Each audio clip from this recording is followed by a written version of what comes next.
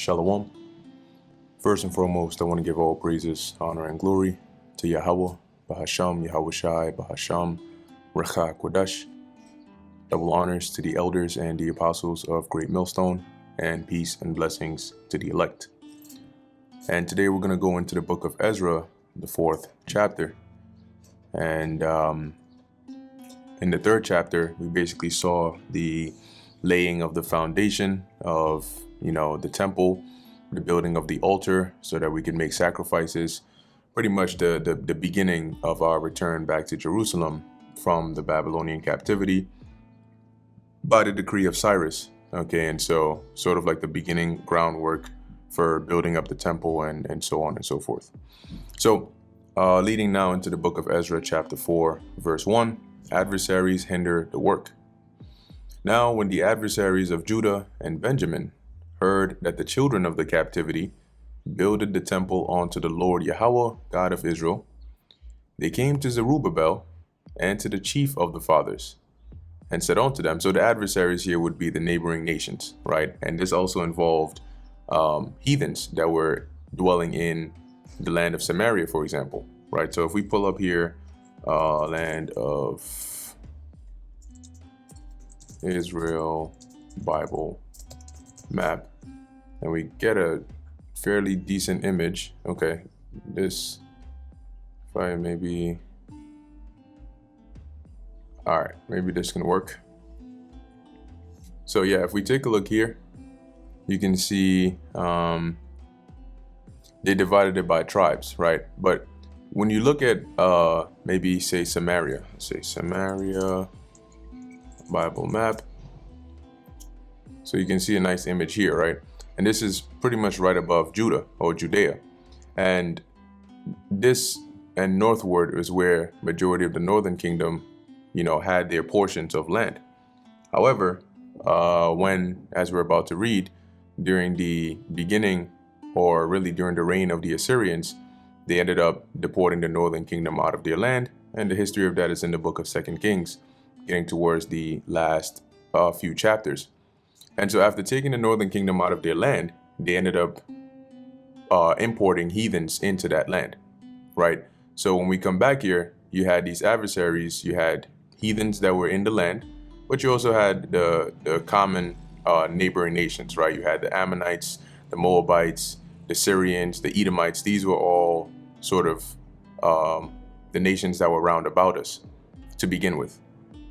So carrying on back in verse 2, they came to Zerubbabel and to the chief of the fathers, and said unto them, let us build with you, for we seek your God as ye do, and we do sacrifice unto him since the days of Esarhaddon, king of Ashur, which brought us up hither. So why are they saying here that they seek our God as we do? And this is because, yes, they are correct that they were doing sacrifice and all of that since the days of Esarhaddon. And if we quickly pull up Esarhaddon,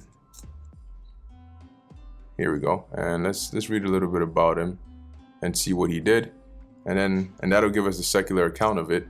We can also go to the book of 2nd Kings. Let's maybe check 25. Okay,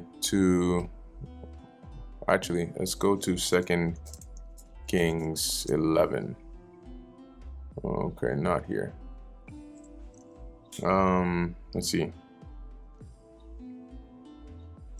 Let's try pull. There we go. 2nd Kings 15. Pull, talents. Let's see who else. Who was the last king of the Assyrian Empire? Let's try Hoshea. Just trying to find the account here. There we go. Okay. So right around 2nd Kings, around the 17th chapter, the 18th chapter, this sort of goes into that time of before the northern kingdom got deported. So this will give you like the biblical reference to why these heathens were saying this in Ezra chapter 4, verse 2. So in terms of the secular history, Esarhaddon being Esarhaddon, however you want to pronounce that, being one of the Assyrian kings. Let's read a little bit here about him. So it says here, Esarhaddon different variations of his name, meaning Ashur has given me a brother, was the king of the Neo-Assyrian Empire from the death of his father Sennacherib in 681 BC.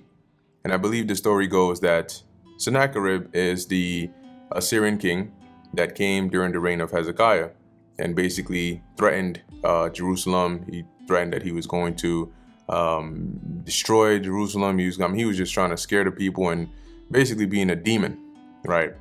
And upon hearing the news of this, I believe that's where Hezekiah ended up building this thing known as Hezekiah's tunnel. Let's see, Hezekiah's tunnel, and otherwise known as Siloam Tunnel. So it says here, the newer Siloam Tunnel, also known as Hezekiah's Tunnel, is a water tunnel that was carved within the city of David in ancient times, now located in the Arab neighborhood of Silwan in eastern Jerusalem. Its popular name is due to the most common hypothesis that it dates from the reign of Hezekiah of Judah, the late 8th century and early 7th century BC, and corresponds to the conduit mentioned in 2 Kings 20 in the Hebrew Bible. And in here, let's see if I can pull up 2 Kings 20.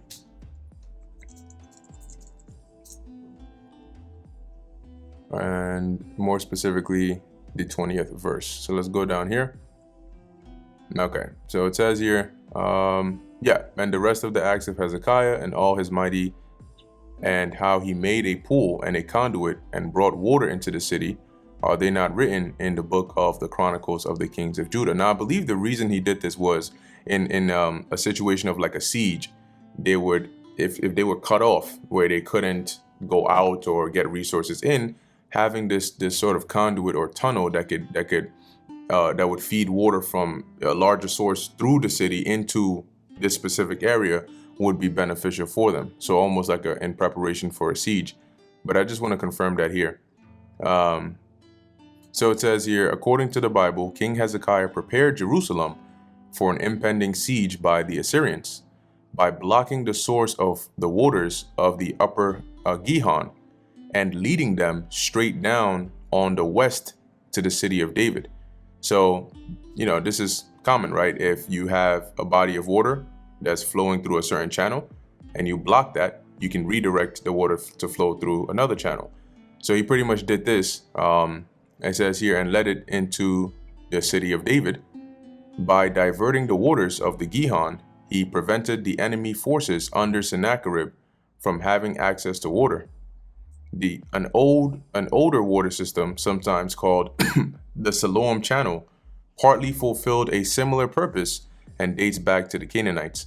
Now, they I believe, found this tunnel that he built, which is also secular or archaeological proof about the things that are written in the scriptures anyway. The idea of dating the tunnel to Hezekiah's period was derived from the biblical text that describes construction of a water tunnel in his time. Anyway, we're not going to go too deep into this, but let's backtrack a little bit to Esarhaddon. So Esarhaddon was the son of Sennacherib. Now Sennacherib, when he came to Jerusalem, laid siege and was threatening to do all these, destruction and all of that.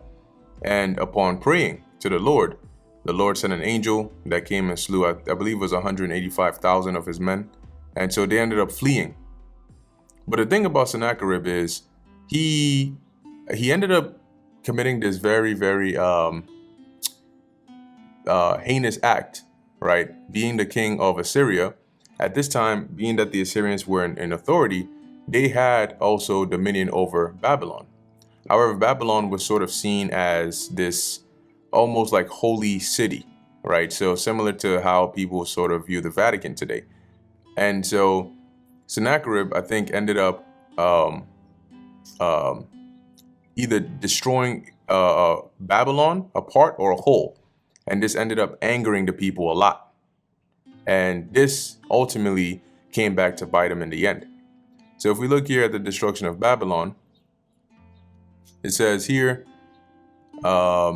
despite the defeat of Nergal, Ushazib and the flight of the Elamites, Babylonia did not surrender to Sennacherib.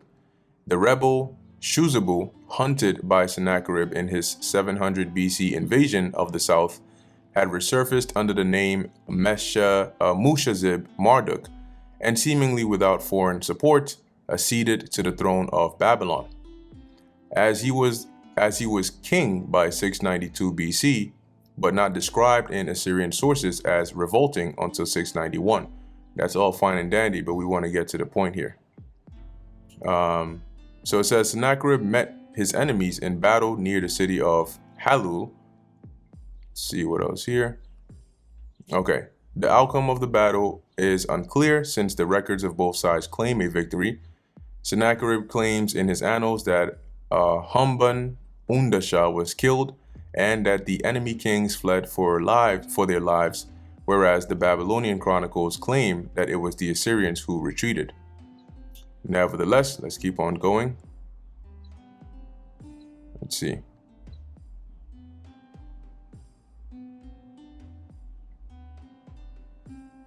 Just trying to find the part in here where he actually brought this destruction upon Babylon.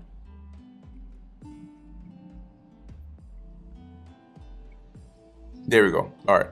So it says here, although Sennacherib had once anxiously considered the implications of Sargon's seizure of Babylon and the role that the city's offended gods may have played in his father's downfall, his attitude toward the city had shifted by 689 BC.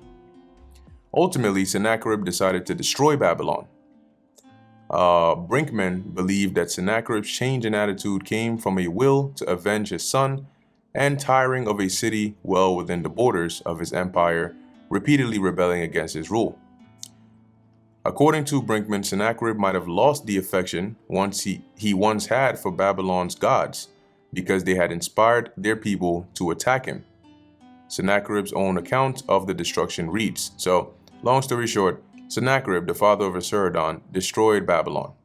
This angered the people. And so after the Lord had sent the angel to destroy the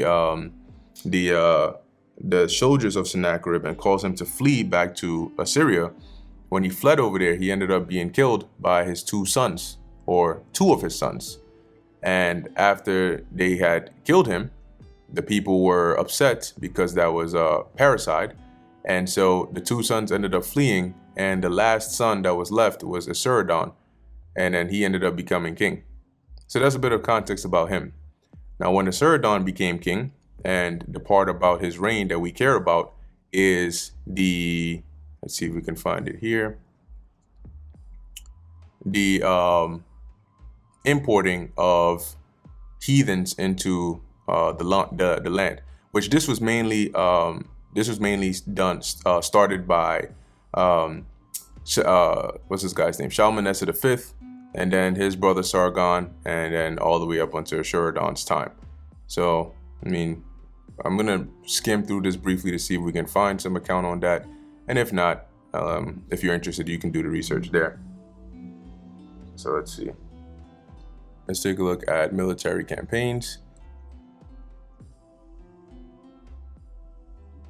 And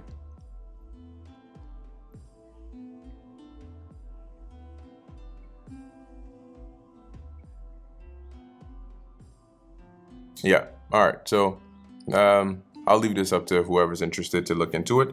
But going back here to what these heathens were mentioning, you can look up some context around the time of Esarhaddon to see in the secular history how he ended up importing these heathens into the land.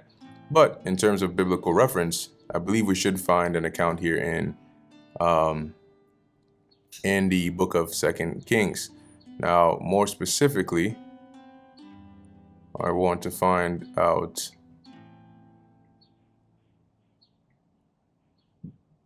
let's go to the 18th chapter.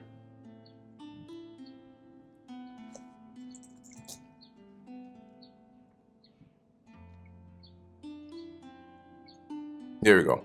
So this is the book of 2 Kings chapter 17, and we can start off here in verse 24. And it reads, "And the king of Assyria brought men from Babylon, and from Cutha, and from Ava, and from Hamath, and from Sepharvaim, and placed them in the cities of Samaria, instead of the children of Israel. And they possessed Samaria, and dwelt in the cities thereof. And it was so, and so it was at the beginning of their dwelling there, that they feared not the Lord. Therefore the Lord sent lions among them, which slew some of them." So basically they were in the Holy Land, living unholy and unjust. And so the Lord sent these lions among them to kill them. "Wherefore they spake unto the king of Assyria, saying, The nations which thou hast removed, and placed in the cities of Samaria, know not the manner of the God of the land. Therefore he hath sent lions among them, and behold, they slay them, because they know they know not the manner of the God of the land." So the king of Assyria imported heathens into the land of Israel, primarily Samaria. And when they got there, they started doing their regular heathenistic customs, which was not the way of the land. So the Most High sent these lions to kill them. And so a complaint was made saying, hey, the people you brought in here are being constantly killed by lions because the God of the land is not happy with what they're doing. So what the solution was here is, then the king of Assyria commanded, saying, Carry thither one of the priests whom ye brought from thence, and let them go and dwell there, and let him teach them the manner of the God of the land. So they pretty much sent a Levite to the land to teach the people the things that they had to do so they wouldn't keep getting torn up by them lions. Then one of the priests whom they had carried away from Samaria came and dwelt in Bethel and taught them how they should fear the Lord.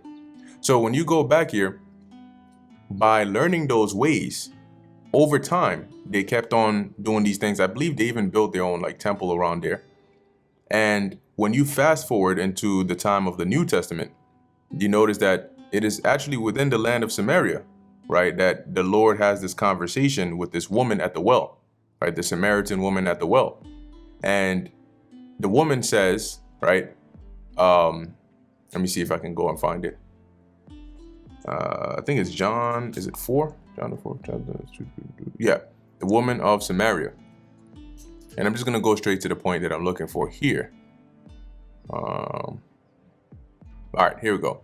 So this is at Jacob's well, right? And reading from verse 10, Yahushua answered and said unto her, If thou knewest the gift of God, and who it is that saith to thee, Give me to drink, thou wouldest have asked of him, and he would have given thee living water, which it went over her head.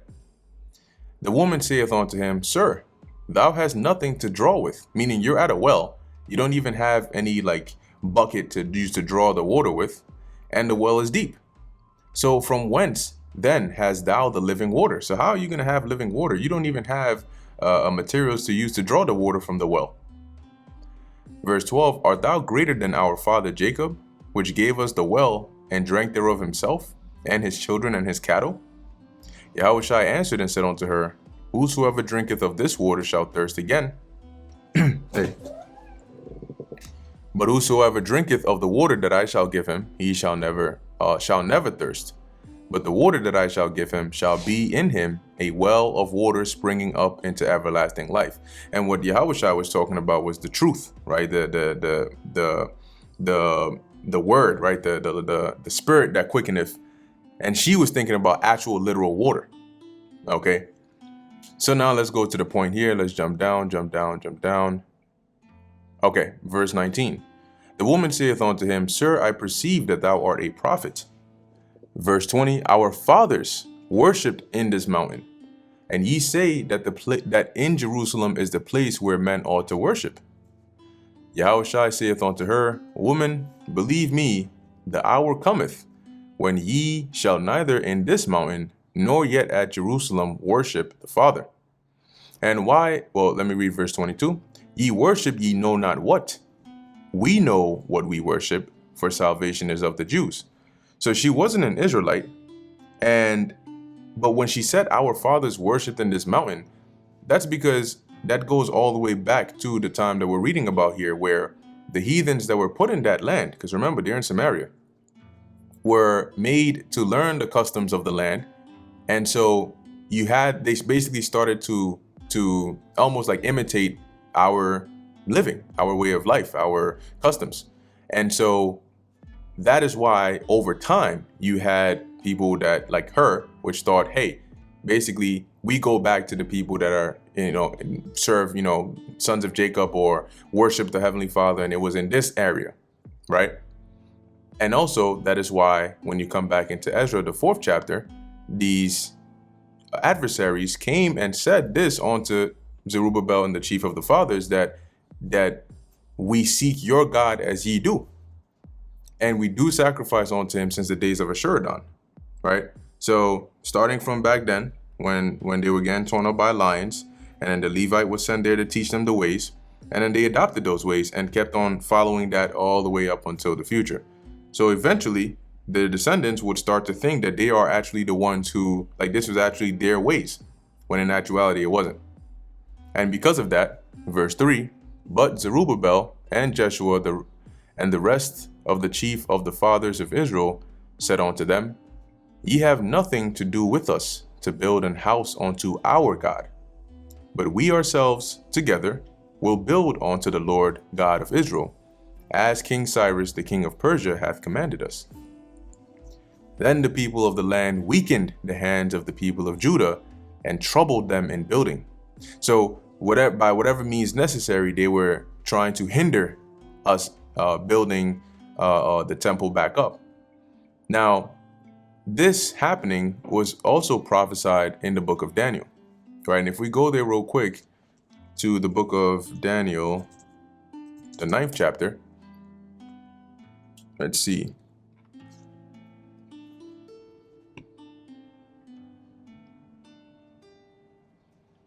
All right, so it says here, in the first year of Darius, the son of Ahasuerus, of the seed of the Medes, which was made king over the realm of the Chaldeans. So this time, based on the first verse in Daniel 9:1, this predates what we're reading of in Ezra 4. Okay, because this Darius being Astyages, right, the grandfather of Cyrus, this was when he was reigning, before he died. What we're reading of in Ezra 4 happens after this time, right, when Cyrus comes up and, gives us the decree to go back and so on and so forth. So let's read down here. I believe it should be Daniel 9 and around the 24th-ish verse. Let's see, let's come down a bit. Here we go. So Daniel 9 and 25. And it reads, know therefore and understand that from the going forth of the commandment to restore and to build Jerusalem onto the Messiah, the Prince. So that commandment, right, we saw the first was given out by Cyrus to go back and rebuild Jerusalem.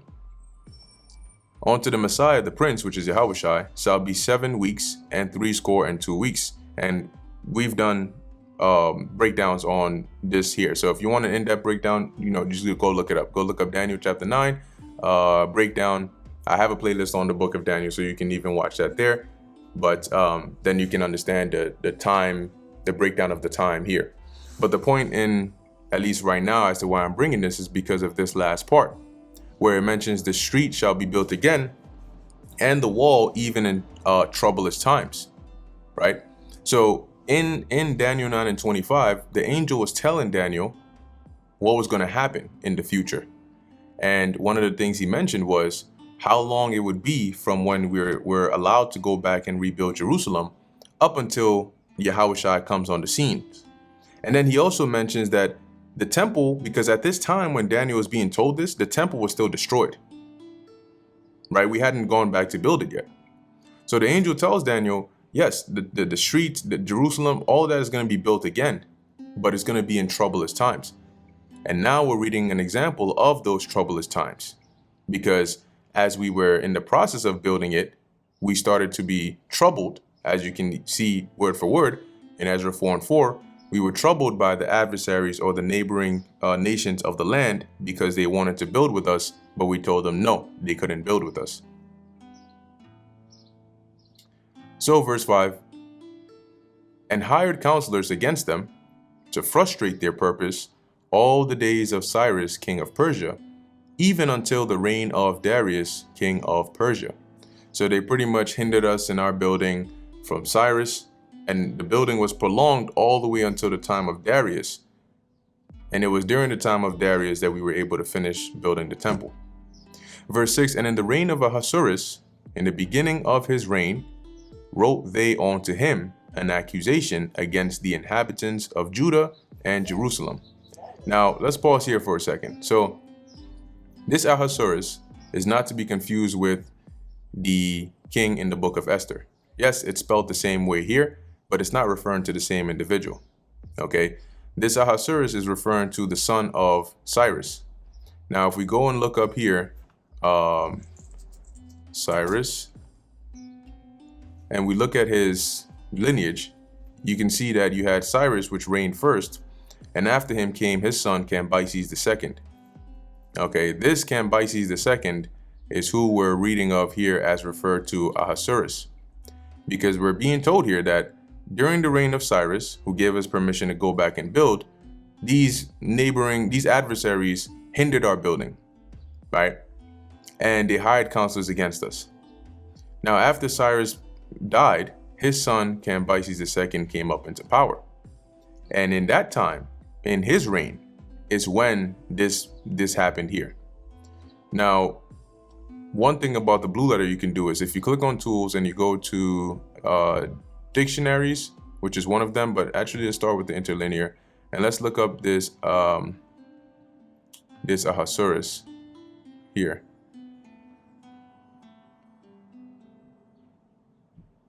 Okay, so in the interlinear, they don't give us the details that I'm looking for. So we'll look up in the dictionaries.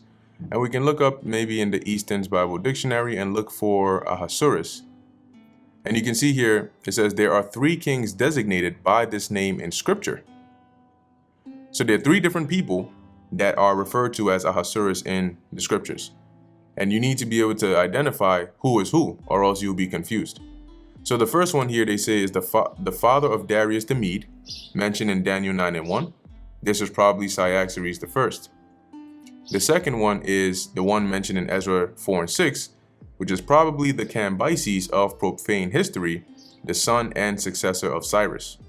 See, so going back to Ezra 4:6, it says Ahasuerus is referring to the son of Cyrus, which was Cambyses II.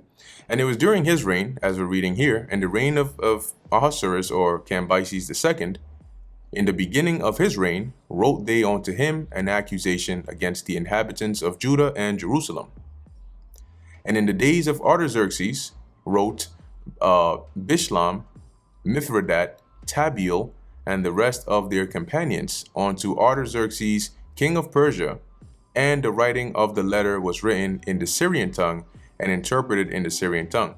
This Artaxerxes is also referring to Cambyses II. Okay, now I wonder if here they have somewhat of a similar definition for this name as well. So Artaxerxes, let's see.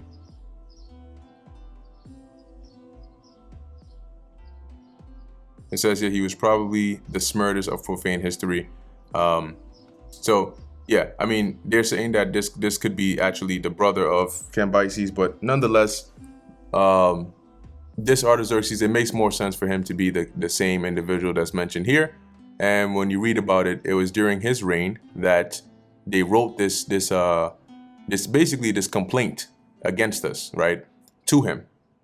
And they said, verse 8, Rehum the chancellor and Shimshai the scribe wrote a letter against Jerusalem to Artaxerxes the king in this sort. Then wrote Rehum the chancellor and Shimshai the scribe and the rest of their companions, the Danaites, the Apharsathites,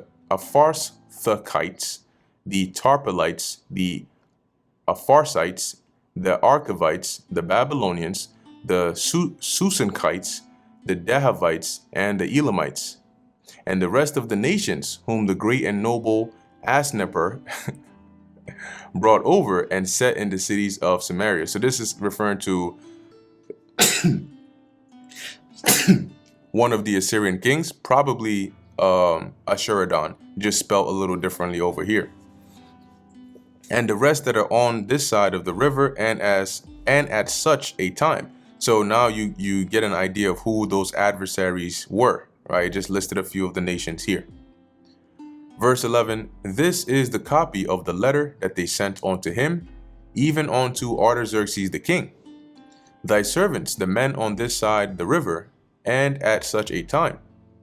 Be it known unto the king that the Jews which came up from thee to us are come unto Jerusalem, building the rebellious and bad city, and have set up the walls thereof, and joined the foundations.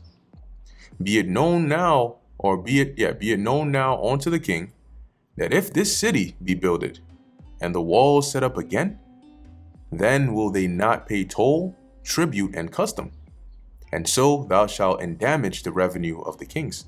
So pretty much these guys are rebellious. If you allow them to build their city and their fortress back up, you're done. They're going to rebel. They're not going to pay their tolls and all of that. Now, because we have maintenance from the king's palace, and it was not meet for us to see the king's dishonor, therefore have we sent and certified the king. So they're playing it as though, oh, we care so much about the well-being of the king, and we don't want to see any damage happen here, so we're just letting you know now. Verse 15, that search may be made in the book of the records of thy fathers.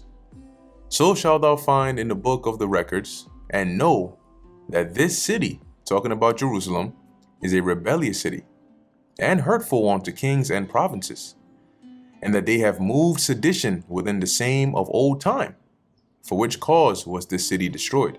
Meaning, they're a rebellious city. They have been causes of rebellion, and for that same sedition and rebellion, that is why they were destroyed in the first place, i.e. referring to the Babylonians, right? Because we were made subject to the Babylonians, but Zedekiah rebelled. Instead of paying tribute and listening to Nebuchadnezzar, he rebelled, and that led to the siege, which ended up causing the destruction of Jerusalem. Verse 16, we certify the king, that if this city be builded again, and the walls thereof set up, by this means thou shalt have no portion on this side the river. Meaning that if you allow them to build this back up, you can count your costs right there, because you ain't getting nothing from this side. They're going to make sure of that. The king replies, and work stops. Then send the king an answer unto Rehum the chancellor, and to Shimshai the scribe, and to the rest of their companions that dwelt in Samaria, and unto the rest beyond the river, peace, and at such a time. The letter which he sent unto us hath been plainly read before me. Yeah, because back then when you sent a letter to the king, and you've seen this, right, in some of those ancient times, shows and movies, the king is not the one who actually opens the scroll and reads it himself. He has somebody that does that for him, and he just listens to it. Verse 19, and I commanded, and search hath been made, and it is found, that this city of old time hath made insurrection against kings, and that rebellion and sedition have been made therein. There have been mighty kings also over Jerusalem, which have ruled over all countries beyond the river, and toll, tribute, and custom was paid unto them. So he's probably referring to like the time of King David, the time of King Solomon, when we had that total rule right over the land.